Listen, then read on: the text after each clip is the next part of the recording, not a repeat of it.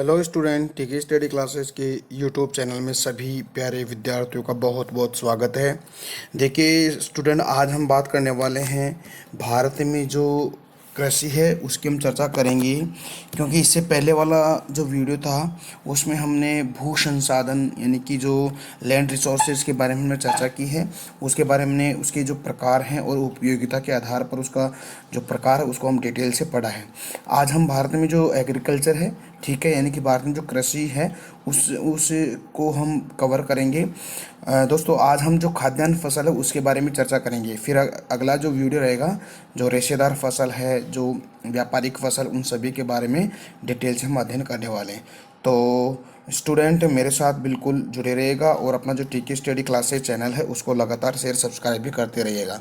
तो स्टार्ट करते हैं आज का टॉपिक, भारत में कृषि यानी कि भारत में जो एग्रीकल्चर है उसकी हम चर्चा कर लेते हैं। देखिएगा, यह आज हमारा टॉपिक रहेगा, ठीक है। तो देखिएगा, भारत एक कृषि प्रधान देश है, क्योंकि भारत में कुल श्रम शक्ति का 54% भाग आज भी कृषि क्षेत्र में रोजगार पाता है। हम यूँ कह सकते हैं कि हमारा जो भारत देश है एक कृषि प्रधान देश है।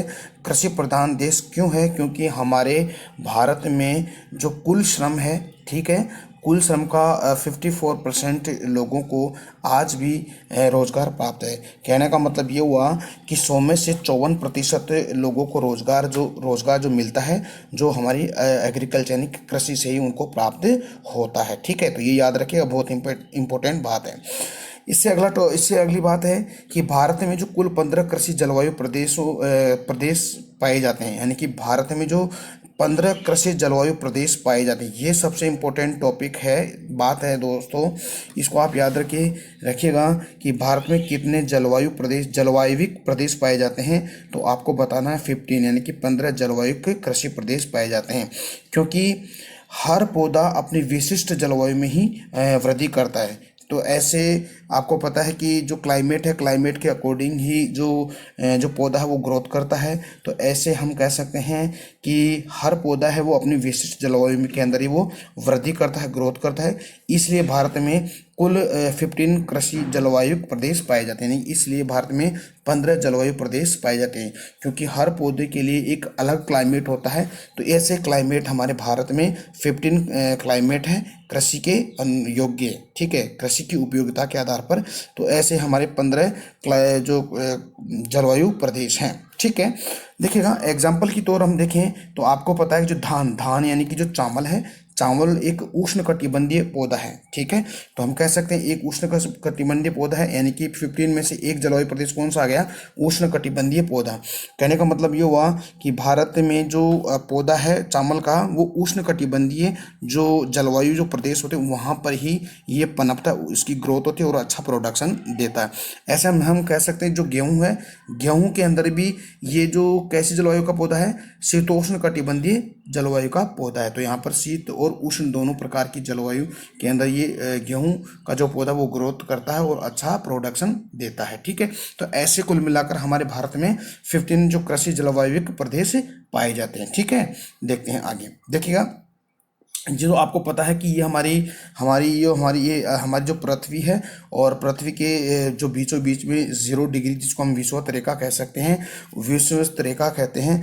तो 0 डिग्री से 5 डिग्री नॉर्थ में और 0 डिग्री से 5 डिग्री साउथ में, तो ये उष्णकटिबंधीय वाला क्षेत्र है। तो यहाँ पर उष्णकटिबंधीय क्षेत्र पाया जाता है। लेकिन इसके ऊपर आप जाओगे तो ये शीतोष्ण कटिबंधीय जलवायु प्रदेश में आता है, जहाँ पर हमारे गेहूं का प्रोडक्शन बहुत ज़्यादा होता है, ठीक है।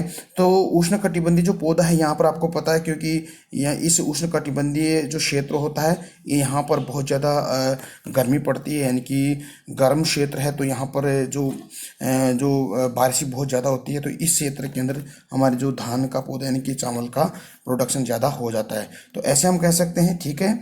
तो आगे बढ़ते हैं। देखिएगा, यही कारण है कि भारत में 3 प्रकार की फसल पाई जाती है, यानी कि इस 15 जलवायु के कृषि कहने का मतलब ये हुआ कि 15 कृषि जलवायु प्रदेश होने के कारण हमारे भारत में 3 तरह की फसल हम बोते हैं। तो आपको पता है दोस्तों, एक रबी की फसल, एक खरीफ की फसल और एक जायद की फसल।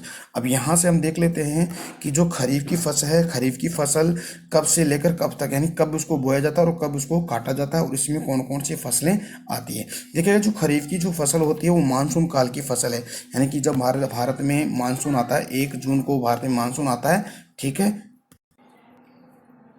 ये जो मानसून काल की फसल है, यानी कि जून और जुलाई के अंदर इस फसल को बोया जाता है और अक्टूबर, यानी कि अक्टूबर में इसको काटा जाता है। तो ये खरीफ की फसल। देखिएगा इसके अंदर कौन कौन सी फसल आती है खरीफ में। देखिएगा, एक तो धान होता है, यानी चावल, ज्वार, बाजरा, मक्का, यानी कि ये खाद्यान्न फसल है जो किस में आती है, खरीफ की फसल में आती है। और दलहन की फसलों में जो खरीफ की फसल है वो है मूंग, उड़द, सोयाबीन और लोबिया। ये कैसी है, दलहन फसल है जो खरीफ की फसलों के अंतर्गत आती है। अब तीसरी हम बात करें तिलहन, जिससे तेल निकालते हैं, जैसे सोयाबीन, मूंगफली और सूरजमुखी, तिल और अंडी। ये तिलहन फसल है जो खरीफ की फसलों में। इसके अलावा जो रेशेदार फसल है, एक तो कपास और एक तंबाकू है, ये भी खरीफ की फसल के अंतर्गत आती है, जो जून और जुलाई में बोई जाती है और अक्टूबर में इसको काट लिया जाता है। तो फ्रेंड्स, आई होप आपको ये चीज़ें समझ में आ रही है। तो प्लीज़ अगर आपको चीज़ें समझ में आ रही है तो अपना जो टीके स्टडी क्लासेस चैनल है उसकी लिंक को आप शेयर कीजिएगा, सब्सक्राइब भी कीजिएगा, ठीक है। इसके बाद हम देखते हैं जो अगली बात है, रबी की फसल की चर्चा अपन कर लेते हैं। देखिएगा, रबी की फसल है दोस्तों जो शीत ऋतु की फसल भी इसको हम कह सकते हैं, यानी कि खरीफ की फसल को कहें तो ये मानसून काल की फसल है, ठीक है। और जो शीत ऋतु की जो फसल है वो आपकी रबी की फसल है। ये अक्टूबर नवंबर में इसको बोया जाता है और अप्रैल मई के अंदर इसको काट लिया जाता है। इसके अंदर देखिए दोस्तों, कौन कौन सी फसलें आती है खरीफ की फसल में। गेहूँ है, ठीक है, गेहूँ, जौ, सरसों, मटर, चना, ठीक है, गन्ना और बरसिम। बरसिम एक प्रकार का चारा है दोस्तों, जो आपका जो मक्का है, मक्का से ये प्राप्त करते हैं, ठीक है। तो वैसे मक्का से भी और एक अलग से चारा भी होता है ये। तो ये चारा बरसिम नामक चारा है, ये भी आपकी रबी की फसल की काउंट में आता है, ठीक है।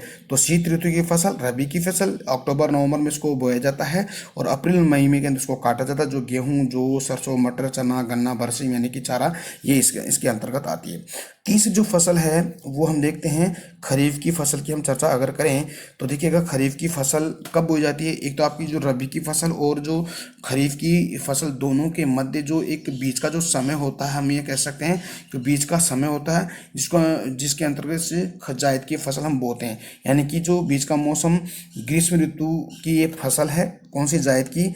पानी की इसमें कमी बहुत कम पाई जाती है और ऐसी फसल जो नमी को लंबे समय तक धारण करती है, ऐसी फसलें बोई जाती है, जिसमें हम कह सकते हैं खरबूज है, मतीरा है, तरबूज है, ककड़ी है आदि है। इसके अलावा मूंग, उड़द, खरीफ और जायद मौसम की फसल है, यानी कि एक तो मूंग और उड़द है, ये खरीफ की है और जायद की भी है, ठीक है। तो ये 3 हमने पढ़ी है, एक तो आपकी रबी की फसल, खरीफ की फसल और जायद की फसल, ठीक है। तो आगे बढ़ते हैं, इसको आगे लेते हैं टॉपिक को, ठीक है। देखिएगा, अब दोस्तों आगे बढ़े तो इसमें आप देखिएगा, जो देश की प्रमुख खाद्यान्न फसलों की हम चर्चा करें तो देश में अब एक एक फसल की हम चर्चा करेंगे और उसको बहुत ही डिटेल से हम पढ़ने वाले हैं। और इसमें इसका उत्पादन कहाँ होता है हमारे भारत में, और विश्व में इसका सर्वाधिक प्रोडक्शन कहाँ होता है, ये कौन कौन से कुल का पौधा होता है और कौन सी जलवायु के अंदर ये बहुत ज़्यादा ग्रोथ करता है, ठीक है। और क्षेत्रफल की दृष्टि से और प्रतिशत की दृष्टि से, सिंचित के आधार पर ये कहाँ कहाँ पर इसका सर्वाधिक उत्पादन किया जाता है, ये सभी के बारे में हम चर्चा करेंगे, ठीक है।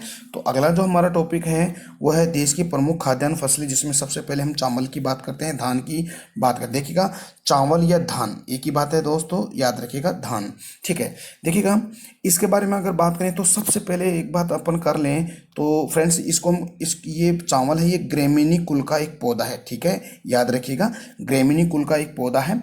और चावल का जो वानस्पतिक नाम है उसको हम देख लेते हैं। देखिएगा, ओरा ईजा सटाइवा, देखिएगा, ओरा ईजा सटाइवा, देखिएगा, ओ रा ईजा सटाइवा, ठीक है। ओरा ईजा सटा ईवा, इसका वानस्पतिक नाम है चावल का। देखिएगा, मैंने आपको पहले बताया था दोस्तों, ये जो चावल है, ये चावल कौन सी जलवायु के अंदर बहुत ज़्यादा प्रोडक्शन होता है या ग्रोथ करता है। देखिएगा, चावल है जो आपका जो उष्ण कटिबंधीय जलवायु वाला पौधा है, अर्थात चावल के पौधे की उत्पत्ति दक्षिण पूर्वी एशिया में बहुत ज़्यादा होती है। अगर हम प्रोडक्शन की बात करें तो पहला स्थान चाइना का आता है प्रोडक्शन में विश्व के अंदर, सेकंड स्थान आपका जो भारत का आता है। कहने का मतलब है कि भारत का जो प्रोडक्शन की दृष्टि से दूसरा आता है, लेकिन क्षेत्रफल की दृष्टि से बहुत ज़्यादा बोया जाता है हमारे भारत में, ठीक है। तो क्षेत्र उत्पादन की दृष्टि से पहला स्थान चीन का, फिर उत्पादन की दृष्टि से दूसरा स्थान हमारे भारत का, लेकिन क्षेत्रफल की दृष्टि से पहला स्थान होता है हमारा भारत का, ठीक है। देखिएगा, विश्व में चावल की खेती का सर्वाधिक क्षेत्रफल हमारे भारत में ही है, ठीक है, ये आपको याद रखना है। लेकिन चावल का उत्पादन चाइना में पहला स्थान और भारत का दूसरा स्थान है, ठीक है। देश में पश्चिमी बंगाल, अगर हम भारत के अंदर की बात अगर करें तो सर्वाधिक भारत में इसका प्रोडक्शन होता है कहाँ, पश्चिमी बंगाल में और तमिलनाडु में। मुख्य रूप से ये तीन किस्म की धान का उत्पादन होता है। एक बार फिर से सुनिएगा कि भारत में जो चावल का जो प्रोडक्शन है, जो उत्पादन है, वो भारत में पश्चिमी बंगाल और तमिलनाडु में, और इन दोनों के अंदर कौन से किस्म का चावल बोया जाता है, तीन किस्म का है, बहुत इंपॉर्टेंट है, यानी कि ओस, अमन और बोरा। ये तीन प्रकार की किस्म है चावल की जो हमारे भारत में बोई जाती है। तो ओस तो शरद ऋतु में बोई जाती है, अमन शीत ऋतु में और बोरा ग्रीष्म ऋतु में बोई जाती है, ठीक है। और विश्व में सर्वाधिक प्रोडक्शन भारत का दूसरा स्थान आता है और चाइना का फर्स्ट नंबर पे आता है। अगर क्षेत्रफल की दृष्टि से देखें तो क्षेत्रफल की दृष्टि से पहला स्थान हमारे भारत का आता है, ठीक है, याद रखिएगा। और ये भी याद रखिएगा कि भारत में तीन प्रकार की किस्म बोई जाती है, ओस, अमन और बोरा। ओस शरद ऋतु में बोई जाती है, अमन शीत ऋतु में और बोरा ग्रीष्म ऋतु में बोई जाती है, ठीक है। देखते हैं आगे, देश में सर्वाधिक चावल उत्पादन तीन राज्य। अब देखिएगा, भारत में जो प्रोडक्शन हो रहा है, भारत में जो हमारे जो स्टेट है वहाँ की अगर बात करें तो तीन ऐसे राज्य हैं जहाँ पर सर्वाधिक इसका प्रोडक्शन होता है। लेकिन हम क्रम से देखें तो फर्स्ट नंबर पे आपका पश्चिमी बंगाल यानी कि वेस्ट बंगाल का, जहाँ पर 13.7% इसका प्रोडक्शन होता है। सेकंड नंबर पे देखें तो उत्तर प्रदेश का जो 11.8% इसका प्रोडक्शन होता है। और थर्ड नंबर पे देखें दो राज्यों का नाम आता है, एक तो आंध्र प्रदेश का और एक पंजाब का, जहाँ पर 10% इसका प्रोडक्शन होता है, ठीक है। तो देश में तीन ऐसे राज्य हैं जहाँ पर चावल सर्वाधिक उत्पादित किया जाता है। पहला स्थान पश्चिमी बंगाल, उत्तर प्रदेश दूसरा, आंध्र प्रदेश और पंजाब का तीसरा स्थान आता है। देखिएगा, आगे बात करते हैं। देखिए, चावल का जो प्रति हेक्टेयर जो उत्पादन है वो सर्वाधिक कहाँ पे होता है, पंजाब के अंदर होता है, क्योंकि पंजाब के अंदर देश का सर्वाधिक सिंचित राज्य है, यानी कि यहाँ पर बहुत ज़्यादा सिंचाई होती है, तो इसलिए यहाँ पर प्रति हेक्टेयर उत्पादन की दृष्टि से फर्स्ट नंबर पे आता है। अर्थात प्रतिशत की दृष्टि से सर्वाधिक सिंचित क्षेत्रफल वाला जो राज्य है आपका कौन सा है, पंजाब है, जहाँ पर 97% सिंचित है, ठीक है। तो यहाँ पर सिंचाई बहुत ज़्यादा होती है क्योंकि यहाँ पर नहरों का जाल बहुत ज़्यादा है, तो यहाँ पर सिंचाई बहुत ज़्यादा होती है, ठीक है। तो ये तो हमने बात कर ली है चावल के बारे में, और बात कर लेते हैं। देखिएगा दोस्तों, आगे बढ़ते हैं। देखिएगा, देश में चावल की खेती का सर्वाधिक क्षेत्रफल वेस्ट बंगाल में, आपको मैंने बता दिया कि सर्वाधिक जो क्षेत्र है और प्रोडक्शन भी हमारे पश्चिमी बंगाल के अंदर ही इसका प्रोडक्शन होता है। चावल को ज़्यादा धोने पर, देखिएगा, इसकी खास बात यह है कि जो एक चावल होता है, चावल के ऊपर एक थाइमीन का एक ऊपरी परत होती है जिसको बी फर्स्ट कहते हैं। जब आप चावल को आप ज़्यादा धोते हो ना तो ऊपरी परत यानी कि B1 यानी कि थाइमीन नामक जो इसकी परत होती है वो नष्ट हो जाती है, जिससे क्या है कि जो पौष्टिक जो इसका पदार्थ है वो इसमें अलग हो जाता है, ठीक है।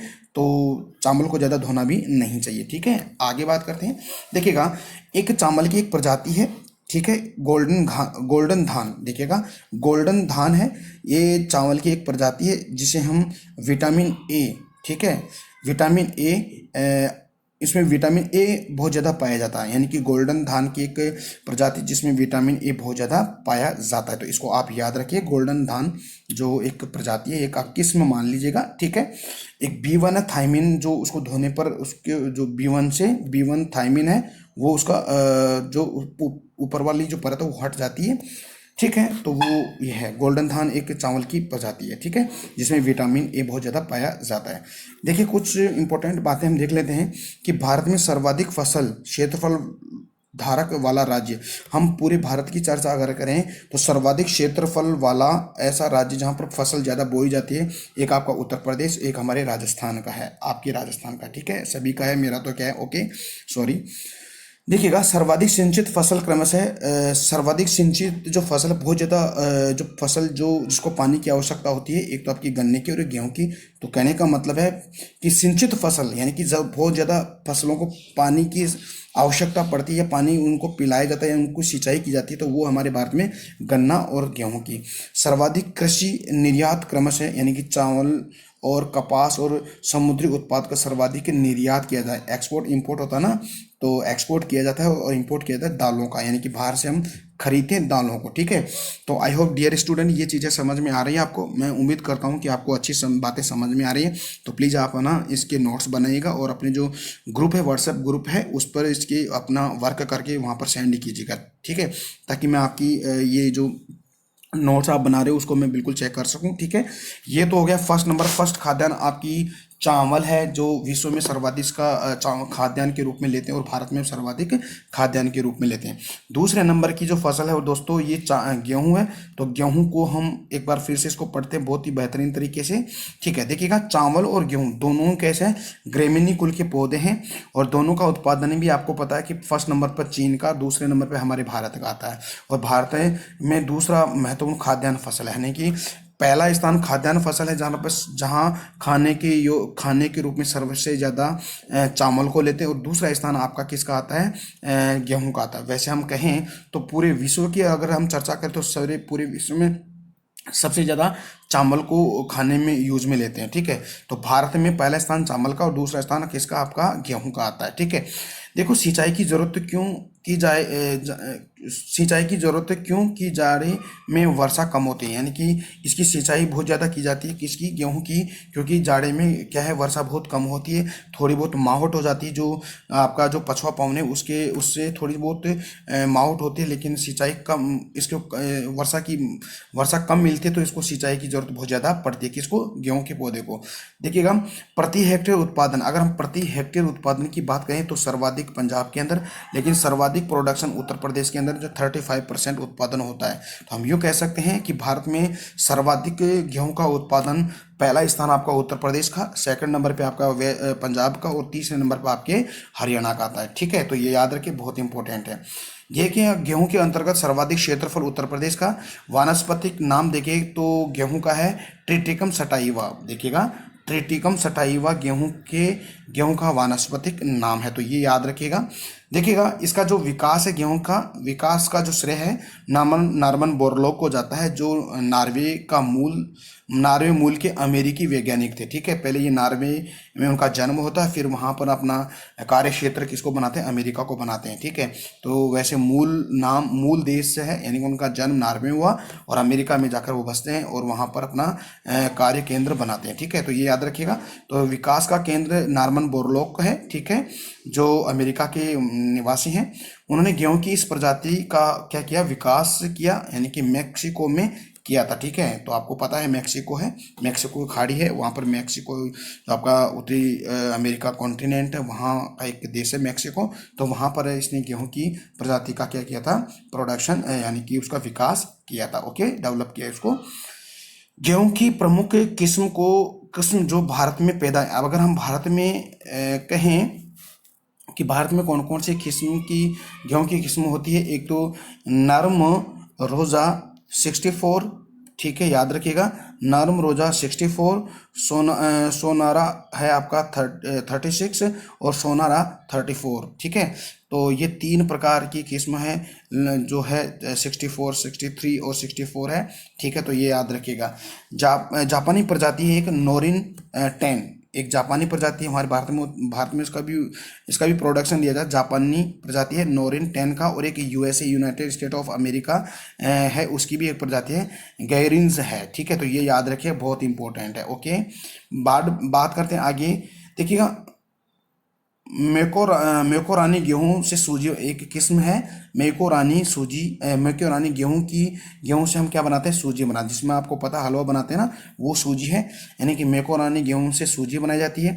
पूसा बेकर नामक गेहूं की फसल से बिस्किट बनाते हैं। और गेहूं में ग्लूटीन नामक प्रोटीन पाया जाता है। याद रखिएगा, ये प्रजाति है एक मेकोरानी गेहूं, उससे हम सूजी बनाते हैं। पूसा बेकर से हम बिस्किट बनाते हैं। और गेहूं में ग्लूटीन नामक प्रोटीन हो पाया जाता है। देखिएगा, खरपतवार देखिए, खरपतवार क्या होती है।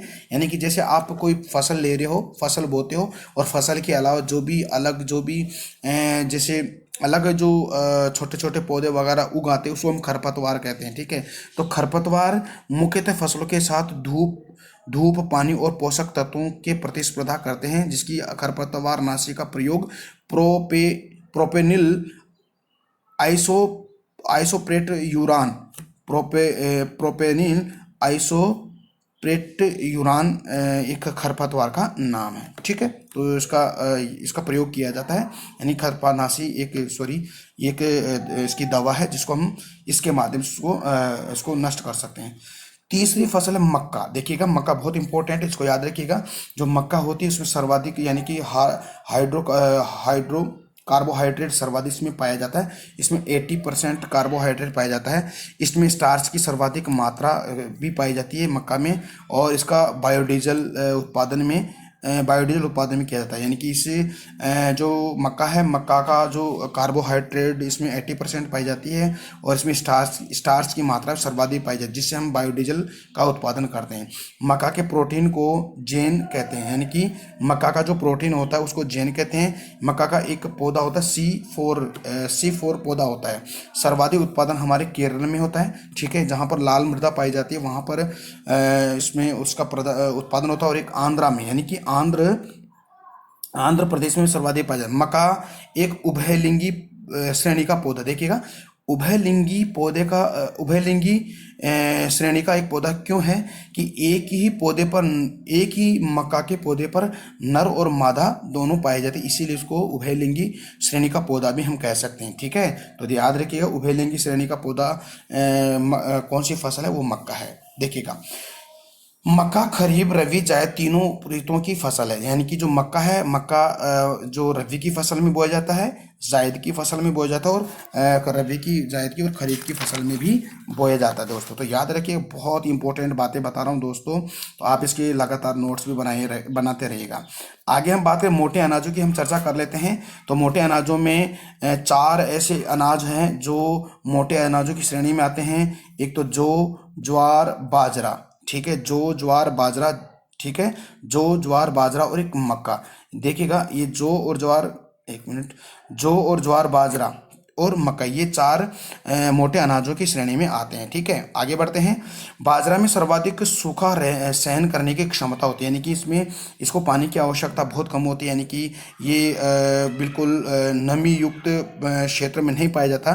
जहाँ पर बहुत कम बारिश होती है, वहाँ पर ये ज़्यादा प्रोडक्शन कर जाता है। हम यूँ कह सकते हैं, पश्चिमी राजस्थान के अंदर इसका सर्वाधिक प्रोडक्शन होता है। ठीक है, तो राजस्थान के अंदर सर्वाधिक प्रोडक्शन बाजरा का होता है। ठीक है, तो याद रखिएगा, इसलिए राजस्थान में सर्वाधिक इसका उत्पादन होता है। देखिए, उत्पादन में सर्वाधिक राज्य है। अगर उत्पादन की दृष्टि देखें तो सर्वाधिक राज्य कौन कौन से, देखिए, जौ का उत्पादन सर्वाधिक राजस्थान में, बाजरा का उत्पादन सर्वाधिक राजस्थान में, ज्वार का सर्वाधिक उत्पादन महाराष्ट्र में, और मक्का का सर्वाधिक उत्पादन कर्नाटका में। तो याद रखिएगा। तो ये जो चीज़ें हैं मैंने आपको बता दिया है। और आज का वीडियो आपको कैसा लगा दोस्तों, उम्मीद करता हूं कि आज का वीडियो बहुत अच्छा लगा है। तो प्लीज़ अपना जो TK स्टडी क्लासेस चैनल है, उसको लगातार शेयर सब्सक्राइब भी करते रहिएगा, और मेरे साथ बिल्कुल लगातार जुड़े रहेगा। ठीक है, तो हम कल मिलते हैं एक नए टॉपिक के साथ। तब तक के लिए मेरे को इजाज़त दीजिएगा। नमस्कार, जय हिंद, जय भारत।